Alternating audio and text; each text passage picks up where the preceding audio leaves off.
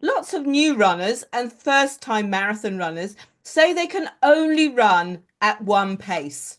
However, always running at one pace, you won't make the right physiological changes to your body for you to become an efficient marathon running machine.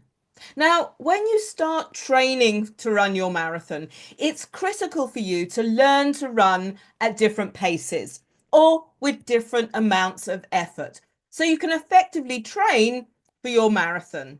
Now, a progression run is a brilliant run to include in your training to teach yourself how to run at different paces. And it's also useful for improving your cardiovascular fitness, your running stamina, and power. Now, during a progression run, you start off running at a pace that feels nice and easy, around about 50% effort. Then, after let's say 10 to 15 minutes, you increase the pace to run at a steady pace, which is about 60 to 70% effort, which could be your regular running pace. And then for the next segment, you run a harder, faster pace, around about 80% effort before you cool down. So you start off nice and easy, increase the pace to running maybe your regular running pace, and then run hard before cooling down. Now, it sounds really straightforward, but these runs can feel like intense workouts and because you leave that fastest, hardest running segment right until the end. Now, if you're a newer runner, I recommend you take maybe a 1 or 2 minute walk break between each of the sets, between the easy, steady, and hard segments, just to catch your breath. Now, in this running workout, remember to run at your version of easy, steady, and hard paces, not an equivalent pace to keep up with someone else.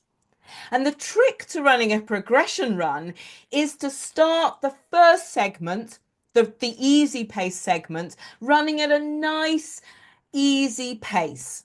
And if you run that segment too fast, you might find yourself trying to run too fast and run out of steam in the hard running segment and then have to stop.